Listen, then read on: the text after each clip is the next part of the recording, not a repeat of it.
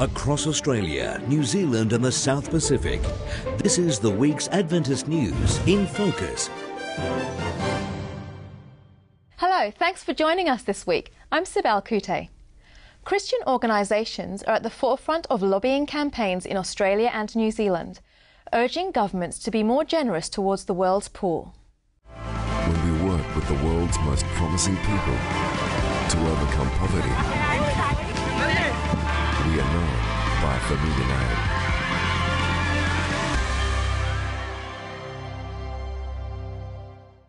The Campaign for Australian Aid, which boasts a supporter base of more than 50 NGOs and 37,000 people, has been prompted by a number of cutbacks in foreign aid by successive Australian governments.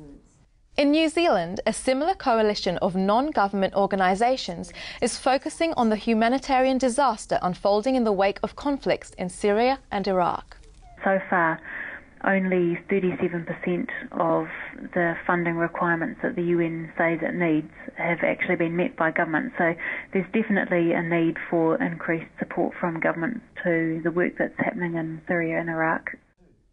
An independent report on the harms caused by alcohol has found that around 140,000 Australian children are badly affected by the alcohol use of their parents or carers, and that alcohol played a part in Child Protection Authorities removing 10,000 children from homes.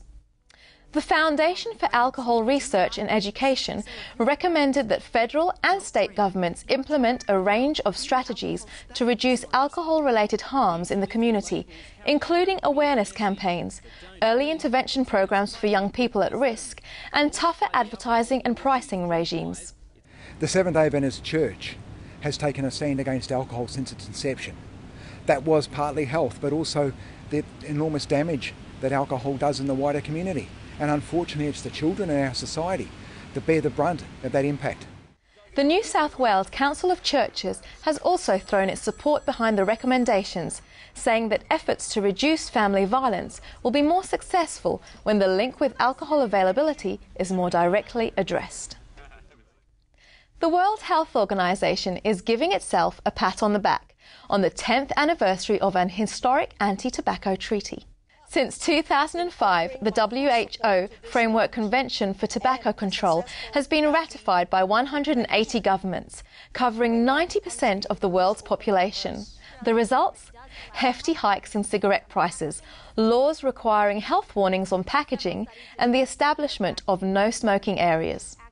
The Seventh-day Adventist Church, which has advocated a smoke-free lifestyle since the 1800s, is pleased at the improvements, but agrees with the WHO that the battle is far from over.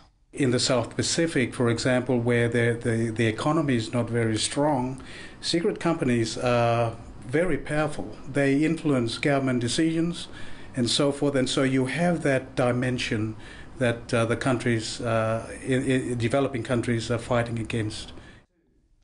Last year, the Seventh-day Adventist Church celebrated the release from a West African prison of Pastor Antonio Monteiro, who had been falsely accused of involvement in a series of murders.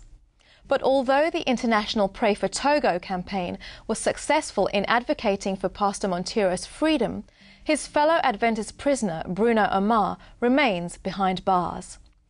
Mr. Amar has been keeping busy, however, and just a week or so ago celebrated the baptism of 30 of his fellow inmates at the conclusion of evangelistic meetings in the prison. The baptisms were held in a new chapel building that was funded by the Adventist Church. Church leaders have asked for continued prayer for Mr. Amar and all Adventist prisoners.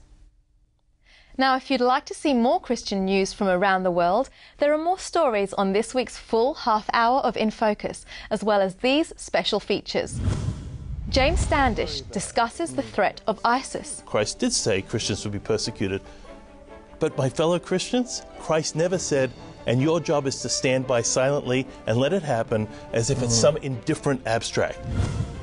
Kent Kingston chats with Adventist folk musician Melissa Otto. It's not my truth. It's God's truth, and it's God's truth that breaks through. And so if the music ever means anything to people, I know it's because of that. And in an InFocus exclusive, Melissa plays a song from her new album. I hear your love calling me, I hear your love calling me. Nothing sounds as sweet when it all goes quiet.